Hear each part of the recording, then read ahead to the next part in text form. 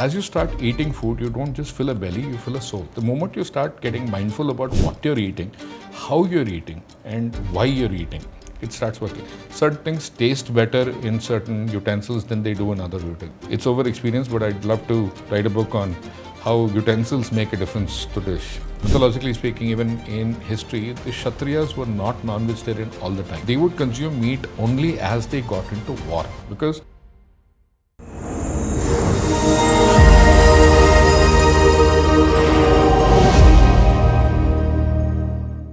Hello and welcome to BergCast, a podcast where we have meaningful conversation around food and nutrition. I'm Ishita, a consultant nutritionist, and with me we have a very special guest, Chef Koushik, also known as the Mad Chef. We are very pleased to have you on the show, sir. thank you so much. Mad and very proud of it. So tell me, starting off, diving straight into that, how were you known as the Mad Chef?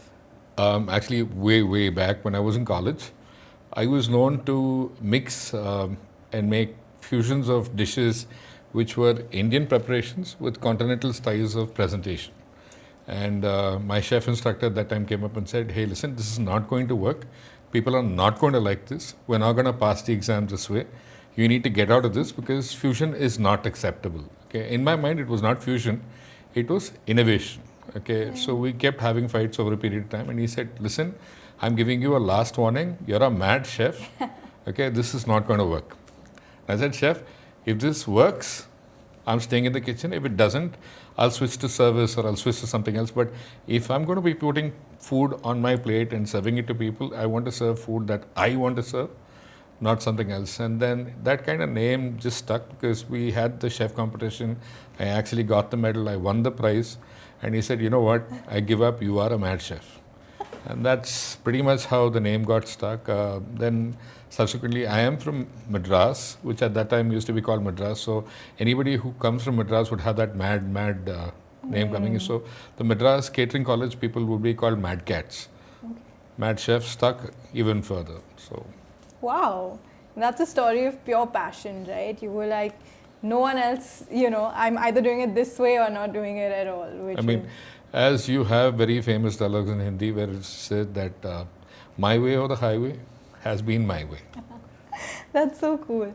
So any initial or your earliest memory of when you said, okay, this is the time I want to do this in life? Actually, it was really early.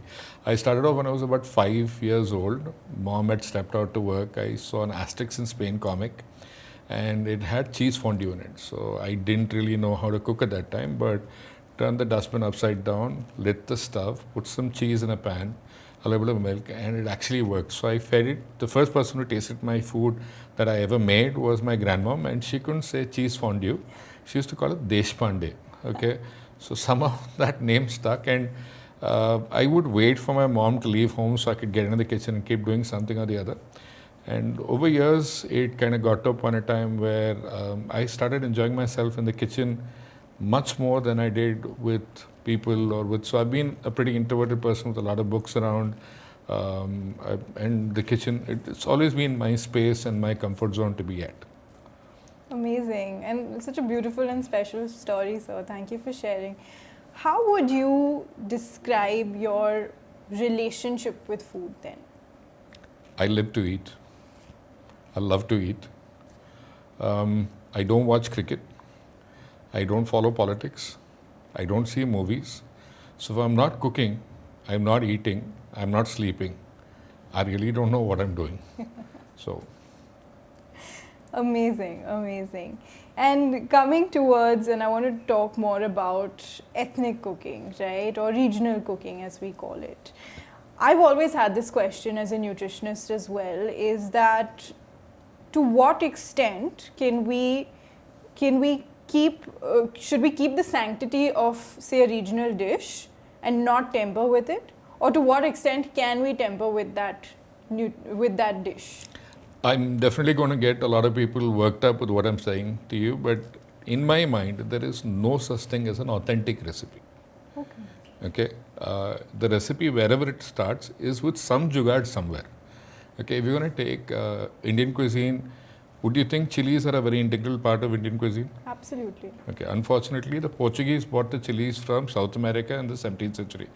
Before that, 16th century if I'm not wrong. And before that, you didn't have chilies. So imagine Indian food without chilies, Not possible. right? Indian food without tomatoes, Not possible. potatoes. Jain food possible. So Yeah. you're somewhere getting there. So when Yeah. you're looking at it, if you were to take the South Indian staple rasam, was it invented in South India? I don't know. I No. guess so. It was invented by the Zoroastrians. Oh. The Persians who came to India settled down. Those are the guys who made rasam. And this was somewhere, again, around the time where you didn't have tomatoes and chili. So if you're thinking rasam without tomato and chili, what was rasam? What was it? It was pepper. Oh. Okay, Right. so that was the spice. Yeah. Yeah. So when you're looking that way back, when you see that authenticity was something that happened over a period of time, if it was consistently done again and again, yes, you could say it was following a certain tradition. It was made in a certain way. But over time, today, when you're having a Fanta in a dosa, okay, and you've got an ice cream dosa, I will definitely not say that it shocks me. It initially gets a reaction where I'm wondering, what is that person thinking? But then again, until I actually taste it, I don't know whether it's going to taste good or not. And I don't think I can judge and say that it's good or not. But today, you never know. That could be the dish that is going to have a Michelin star plating happening in another 5-10 years from now. And Speaking about these weird combinations, has there been a dish that you remember distinctly where everyone thought it was mad, it was crazy to have this kind of a dish but it actually turned out to be awesome and yummy? I don't want to necessarily praise myself, but that happens almost on a daily basis. So invariably, when I'm making food, people start wondering as to what I'm doing. Like, I'm known to be the mad chef, and the idea is that if I don't get a little shock into the factor, what are you doing? So in a restaurant recently I did where we put dal makhani on a Neapolitan sliced pizza with burrata cheese. Okay, now just what are you thinking when I'm saying a dal makhani on a Neapolitan pizza? I'm thinking, I don't know how that would taste. Roti and dal makhani. Oh. If you can do tandoori naan, if you can do a tandoori naan with dal makhani, you could do Neapolitan pizza with dal makhani. There's just a little cheese on top of it. Yeah. So would you say that, we see a lot of these Instagram videos of these, especially the roadside hawkers, as you said, the Fanta dosa and the ice cream dosa. Can you also call them the mad chefs? Totally yes. Totally yes. See, when I was very, very young, I'd been to an institute and I was learning French, and my teacher came up and he started talking about food, and he said cuisse de grenouille, which is actually frog legs, and escargot are the national dishes of France. So I made a face, and he looked at me and he said, okay, wait a second, what did you have for lunch? I said, I had curd rice and lemon pickle, and he made a face. I looked at him and I said, what's up? Just tell me what you're thinking. And he said, you had spoiled milk, leftover rice, and fermented lemons with chili and salt, which have been left outside for 15 days. And you have a problem with me eating snails and frog legs. Yeah. And then I realized we don't have the power to judge food or a person's choices or where they come from. Unless we're wearing the shoes that they're walking in, you don't know. Absolutely. So this said and done, I am a judge on shows. I judge as a chef. I am a culinary judge.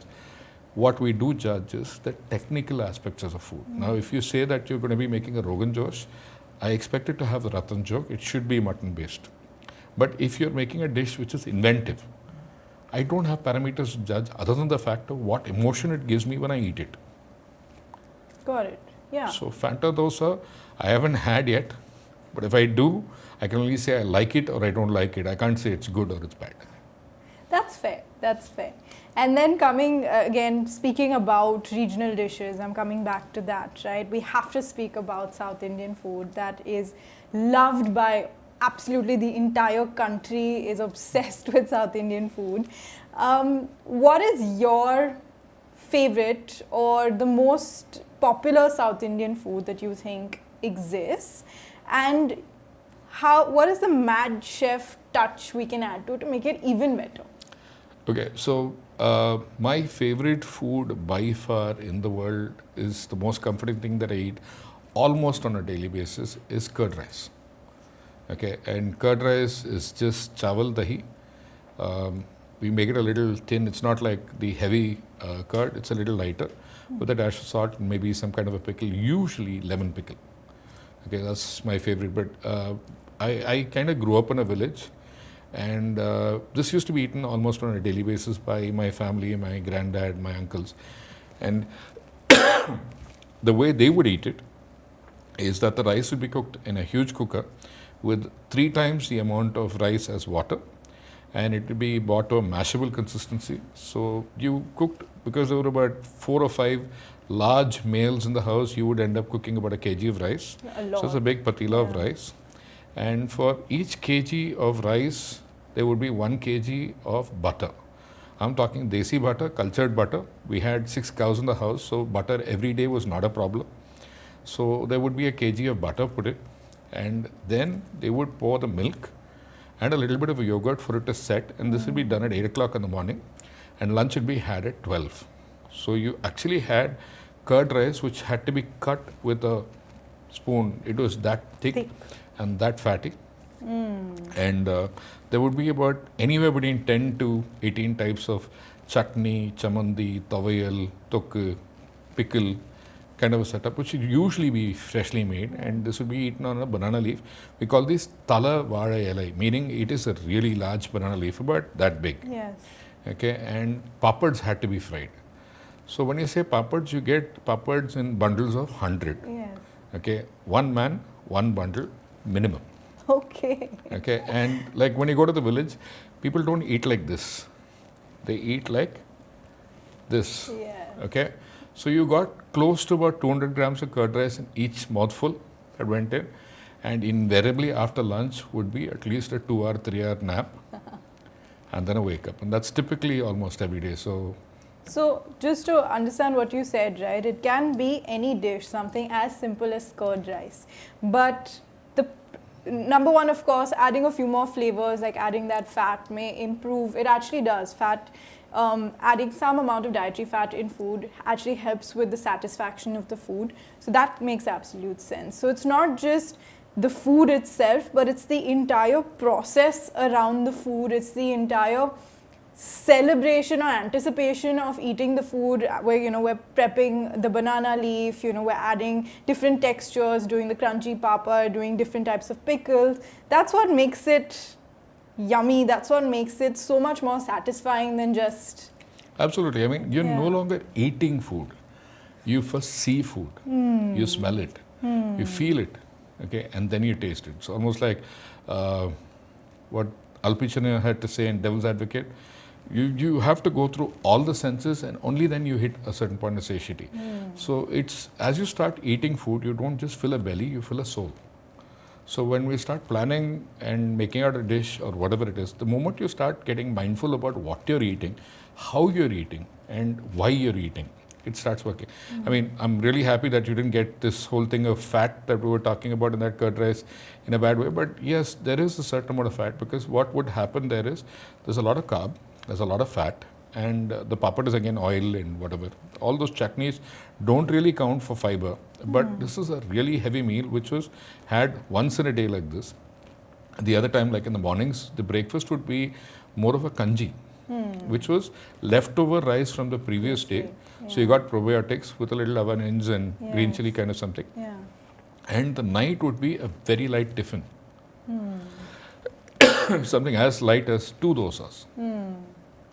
Okay. So it's more to do with, again, right, as you said, from where the person comes from their traditions, the way that we eat in our house, the way that our families have eaten. It all kind of adds up to the entire experience of the food overall. And speaking about, I love what you said about how we first experience the food with all our senses. and then we eat it. And again, from a nutrition point of view, I'd actually had this conversation also with Chef Vikas, sir, and he spoke about, and we spoke about how, from a nutrition point of view, you can call it mindful eating, you can call it, improving satiety, listening to your hunger, fullness, all of those intellectual things, right? But at the end of the day, it is the fact that we are engaging our senses that is actually hitting that satisfaction part of the brain, saying, okay, I'm full, I'm satisfied, I've enjoyed this meal. And that's so important. How important is then the use of, say, like eating with our hands or eating... It's very important. I really, really appreciate the fact that a lot of people today have started understanding eating is not sitting in front of a TV or reading a book or multitasking, and it's not like loading stuff into yourself. I mean, if you were to actually sit down, focus on the food and the plate you have in front of you, feel the texture, smell, actually ingest before you start tasting. Okay, so if you were to touch the food with your hand, I really appreciate that we do that. I mean, and when you touch it, you bring it up to your mouth and you smell. Okay, and you actually started eating already. Okay, your digestive juices have started coming out in your mouth. You start looking at what's going in. The quantum of food you will eat, as opposed to you would have eaten if it was mindless eating, okay, is very, very different. Now, imagine yourself sitting down in front of a TV and watching a very aggressive show with a lot of violence and action in it. You will end up eating more food than you would if you were sit down peacefully in an ambience where there's very, very light music or something that's going on, good lighting, and you're sitting with your plate and eating, directly looking only at the food. Absolutely, sir. And to translate that into technical terms, again, right, we have different stages of hunger. And the stage that you were talking about, seeing the food, feeling a little enticed with the food, that stage of hunger is the cephalic phase, right? Where it comes, where the hunger is in the brain, and that's when the gastric juices start working, and that's when, as you said, that we end up eating. It's not about eating lesser, but eating as much as our body requires, rather than being mindless and watching something and eating. What a beautiful point, sir.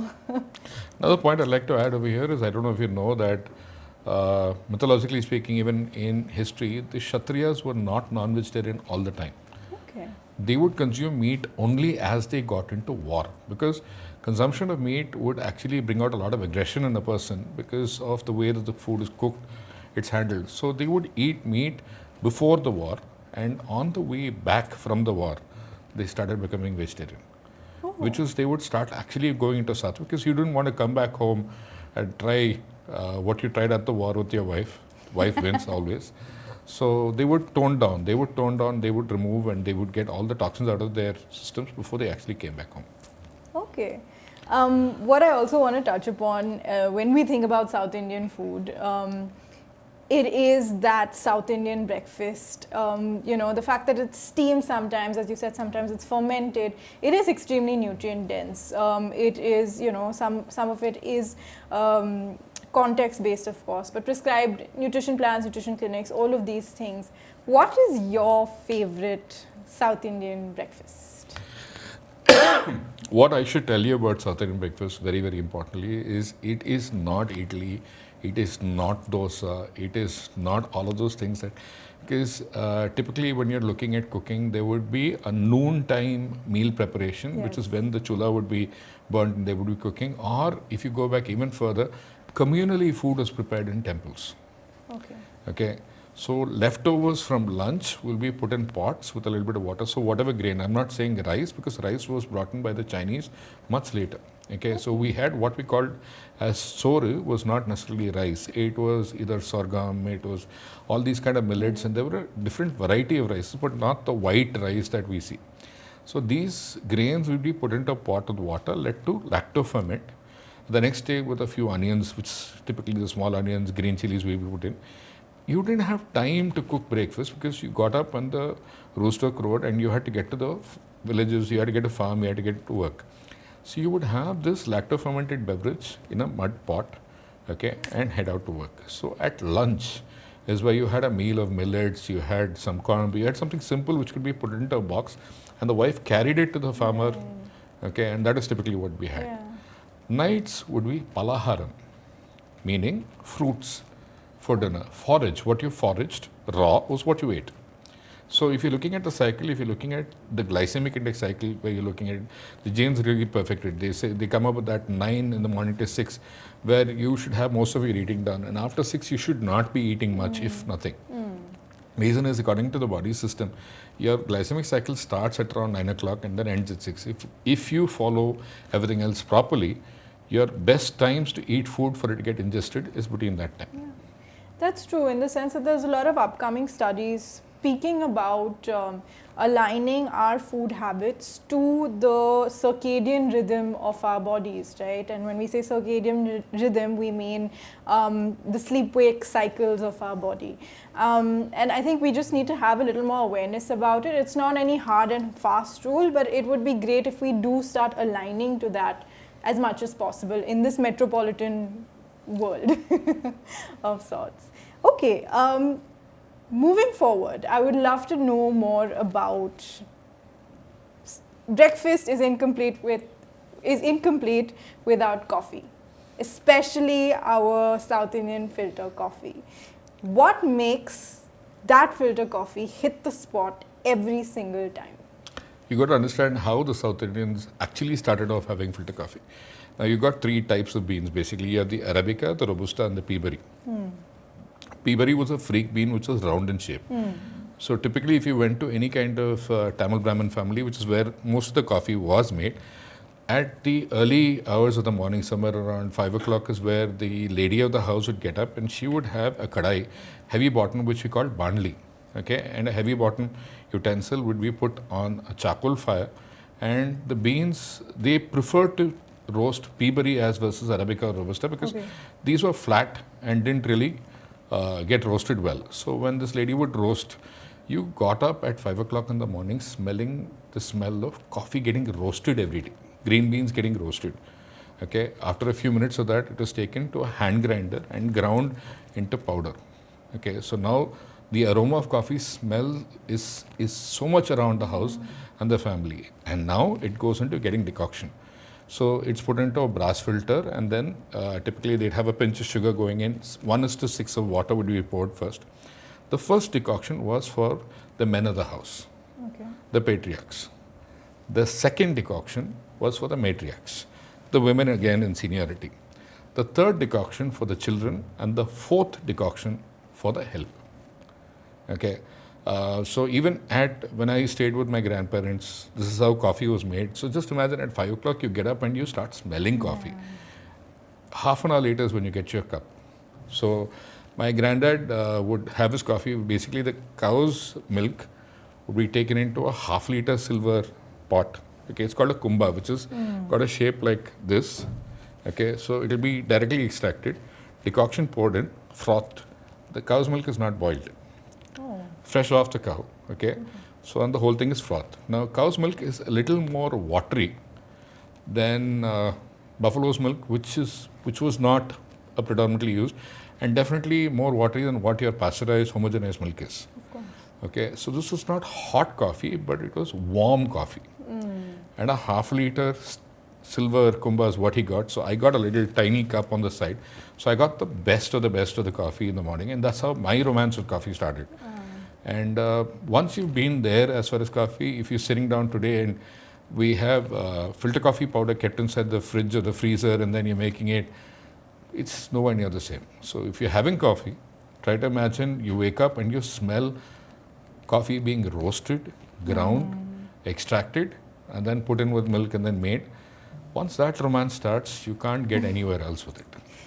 Again, coming back to the fact that food is so much more than what you just put in your mouth, right? It is the entire experience around eating or even drinking, even something as simple as a humble filter coffee, right? The anticipation around drinking that coffee, the smell of it, engaging our senses again, is what makes that coffee 10x yummier and better than a casual coffee that, you know, we don't think two minutes about before drinking. How beautiful. And any conversation would be incomplete without speaking about sambars. Okay, I have a question for you. It's sambar, not sambar. Okay, the question is, Where do you think sambar started? India? Yes? Which part? I would just be safe and say South India. It was brought to the south by the Maharashtrians. Really? Tanjavur was a palace which was ruled by the Shivaji regime for a period of time, and there is a dish in Maharashtra called Anti Dal. Okay, so he decided that Sambhaji decided to make this because he was getting a visit of a dignitary.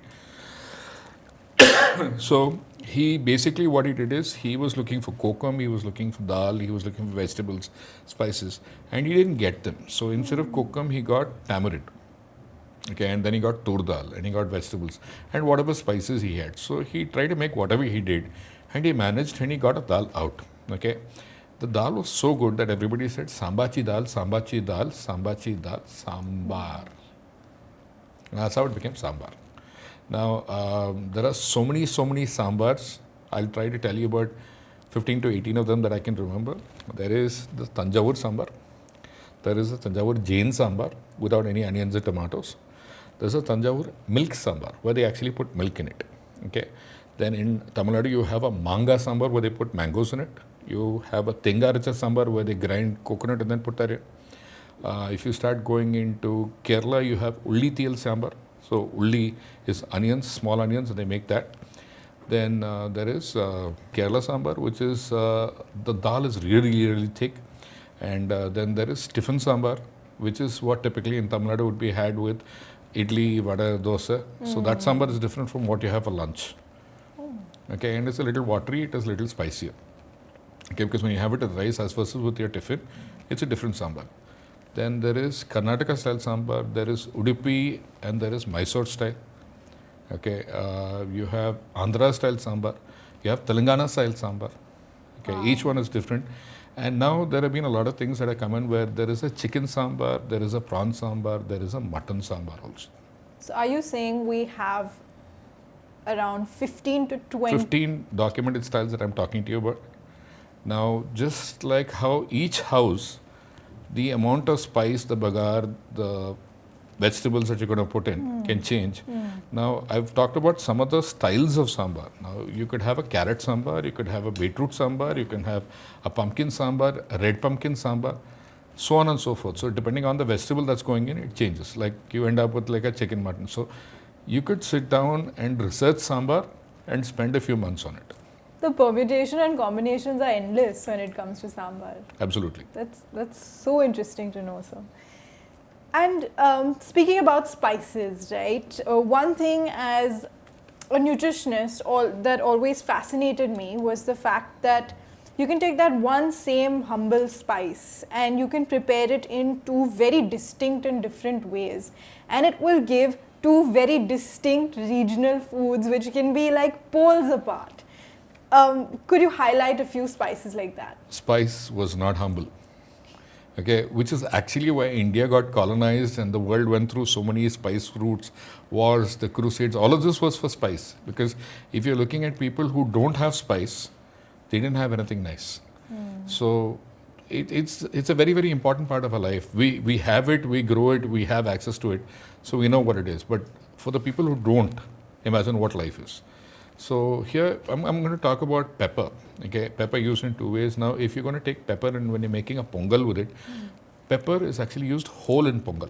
Okay, primarily because these pongal is usually cooked in the Margari Masam, which is a very, very cold time in the south. I mean, in Chennai you have hottest, but this is that relatively not hot period of time where it's done. So you want food with a lot of carb, there's a lot of ghee, and there is whole pepper, which is supposed to give you a burst of energy and a certain amount of warmth inside your body, because you're typically walking around a temple wet and when it is cold.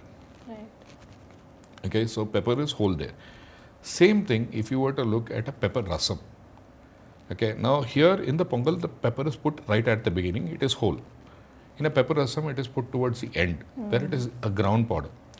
Once pepper is powdered, it releases all the flavor and the aroma just then and there. Okay, so if you were to put it at the beginning, the rasam will have no spice. But because it's come right at the end, it's going to be nice and spicy. So a pepper rasam is usually had when you have a cold or a cough. Right. Okay, and it's going to get you to a point in time where you start feeling better because that hot comfort food, pepper, that's going to work. Right. So even though what you're saying is that even the way in which the spice is used, right, whether it's whole or whether it's a ground or powdered, it influences the taste and texture of the Absolutely. dish. Absolutely. I mean, this is if you take garlic, for instance, if you were to take garlic and if you have minced garlic versus whole garlic, minced is going to give you more flavor than whole. So similarly, the way you grind the spice, one, the way where it is used in the dish at the beginning as whole garam masala or at the end when you put it right on top to give you the aroma and the flavor. It's used in both places. It can be used in both. So each one actually makes a difference. That's quite interesting. And speaking about spices, right? My mind is thinking, is it like, do you just go with your gut when you're cooking, or is there a method to the madness? I am going to definitely get a lot of chefs very, very upset with what I'm saying, but there is a lot of method behind the madness. It's not just that, you just come in and you throw this and you do that and then you say, Chini come, this is working, that's working. No, that's not how it is. There's a lot of science, okay? Technically speaking, there is something called a flavor wheel, okay? So which has a lot of categorizations of flavors. If you were to take chili and strawberry, they're red. Chili and strawberry. Okay? Would you put chili and strawberry together? No. It will be a beautiful combination where you could think of a chili sorbet with a dash of chili. I mean, raspberry strawberry or sorbet with a dash of chili in it. It's going to give you that tang and spice. Similarly, something that will probably shock you is if I were to say, would you put onions and rose together? Never. You would. Because just imagine onions and rose are from the same family. Onions are taken, sliced fine, deep fried in oil, okay, which is brista, and is put into a Lucknowi biryani or korma with a drop of rose water and kefir water. What do you get now? That's onions and rose. Oh, that's so interesting. Yeah, and it is all according to that flavor wheel. They end up being there pretty much. Okay. And speaking about flavor, right? I think, as you said, one way of adding flavor is obviously the spices. It's the way of preparation. I'm curious to know, does the cookware matter in terms of eliciting any flavor? Absolutely. Yeah? Absolutely. I mean, depending on what, we actually have utensils that you make certain dishes in. Once you start sticking to those utensils, the dishes change. Let me give you the example of a pot of curd. Okay, now you have milk that you've set in a ceramic dish, a glass dish, or an earthenware matka. Okay, which curd in your mind would be the best one? I want to say the earthen, but only because I've seen it in earthen. Yes, because what happens with the earthenware dish is that it's porous, water seeps out, so the curd becomes thicker and it gets an earthy flavor also. So between glass, ceramic and earth, the most reactive is the earthenware, but it's also porous. And what about when we add heat into this? So for example, a cookware that is used for cooking that may actually again contribute to flavor, especially when the food is cooked in it. Absolutely. Now if you're taking the cast iron pans are coming back. Okay, yeah. Okay, primarily one, it's bringing iron back into your food. But, sorry. In my mind, the most important part is the flavor. Like if you would actually take a cast iron pan, season it thoroughly and allow for butter to melt, okay, and throw in some garlic and rosemary and start with a steak or anything that you're going to cook in, there is a flavor of the pan which will pass on. Like for instance, we do something called caramelization of onions. We call this the Maillard effect. So we slice a whole bunch of onions and then put it into a pan, and the Maillard effect is basically when you allow for sugar to start caramelizing. So it starts caramelizing, and as you see that the pan gets a lot of brown. Okay, most people have this tendency of going there with a ladle and scraping the living dickens out. That's not what you're supposed to do. You're supposed to flash a little bit of liquid in it, which we call as deglazing. It could be wine, it could be milk, it could be dahi, it could be whatever. So the whole thing just takes that caramelization out and you get a nice brown, even onion. Wow, and then at the same time, you're also not you're not destroying your cookware by going crazy with the... Not just the cookware, your health. Because if you're sitting down and scraping the pan, what are you doing? You're putting the pan into your food. Yeah. Mildly, you want the flavors to come in, you want all those Yes, but if you're actually going to be scratching and scraping, you're taking most of the negative parts of the pan into your food, which you don't want to be doing. And uh, I don't know. I mean, as a chef, that sound of the fingers on the chalkboard or someone going with that screeching sound of the spatula on the pan, it's very disturbing. And my last question to you about cookware is, does the shape of the cookware matter? Absolutely. Absolutely. Could you give an example? Let's talk kadai. Kadai sabzi will taste like kadai sabzi when it is made in a tiny, short kadai, whereas the heat is dissipated and it gives you the flavor of, and that is why cooking in a kadai is actually a style. So you have a kadai cookware, Right. right? Yeah. So now that is great suited for making something that you're going to be deep frying as the patila starts getting larger and larger, but the shape retains. Why is it curved in the base and then coming out at the top? Is because that heat has to dissipate across that. So as you go to the top, the oil is not there. So that's great for frying, sauteing. Now look at the Chinese wok. Very similar. Okay, you get pan flavor from Chinese. So the shape is a nice one. Okay, so that shape actually affects the type of food that comes from the Chinese wok.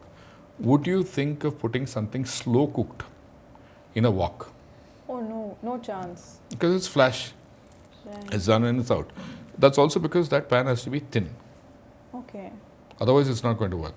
If you're looking at a cast iron which is going to be nice and heavy and you're making a biryani, which is going to be a big box of, say, 5 kgs, 6 kgs, you have the mutton going in, you have the rice, you want to take a period of an hour, two, and that really makes a world of a difference. Speaking about cookware, do you have that one favorite cookware that you love? I actually have been a big fan of the Bergner cookware that I have at home, and I love that it's got those hexagonal shapes, and it's great with the tri-ply that's got. So something that I've been using for a while. Among the other various, I have a huge room of collection of utensils, antiques and pieces, which I'm researching, which, like I was telling you about metallurgy and stuff like that. So tons of utensils. I mean, I love the way that, how we've had utensils where we cooked with a stick which would have a coconut shell, Yeah. okay, and where you would actually be very gently stirring food, because originally the medium was cooking or was not oil, it was water, Yeah. and you would gently stir, as opposed to then somewhere we got into all these stainless steel ladles, and where we got into this aggressive habit of scratching the base of every single pan that we made. Like, I see all these tea utensils that they scrape and scrape and scrape, and they remove all the aluminum into the tea. So it's a nice aluminum tea that they make. So, correct me if I'm wrong. Metal on metal, we shouldn't be scratching it. The sound it makes, you don't want to be doing that. See, there are certain things that need to be scraped, but it's usually when you're washing them. Okay, you'd probably be using a scrubber to clean that pan. But when you're cooking, you don't want to scrape it so aggressively. So I love that you have tools like the wooden spatulas, the silicone spatulas. You want to be gentle there in the pan. You don't want to be scraping the pan into the food. You want the food to cook. Yeah. And have you seen in your career, or even whatever you've read up on, do you feel like cookware has evolved?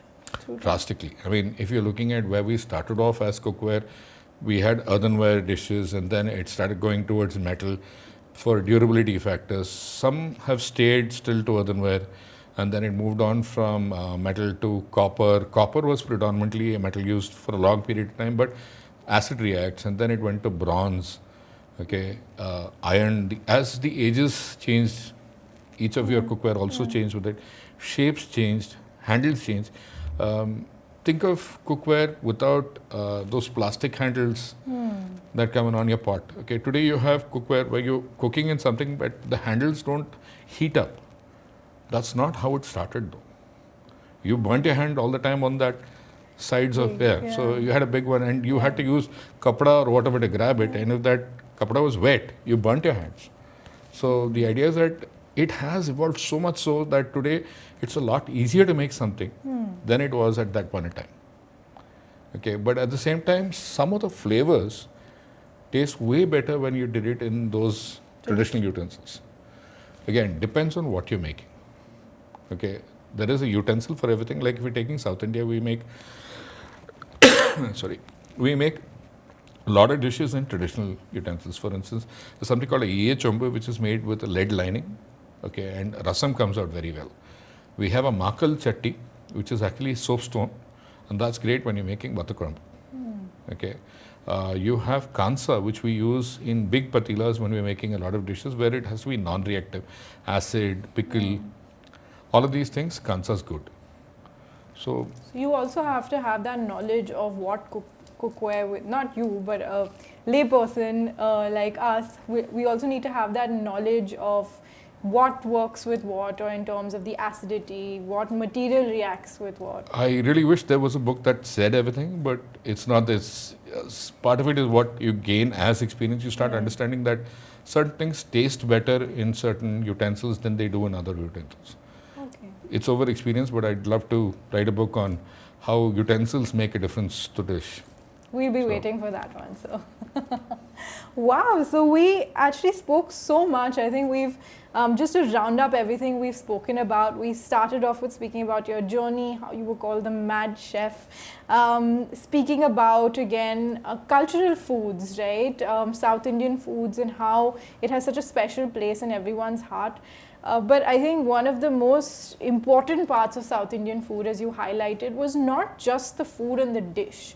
It was the entire experience around the prep, the textures with it, the slight flavors along with it, a few tweaks here and there. That is what makes that food so yummy and so interesting, and which is why it's so loved by everyone. I'm just saying, as us in Mumbai, we go and have dosa, we automatically start salivating just looking at them preparing the dosa, which is something that we don't see in too many other cultural foods as well. So yeah, I mean, this was such a beautiful conversation. I loved how we touched upon even the food science part of it, right? There is, we established that there is method to the madness.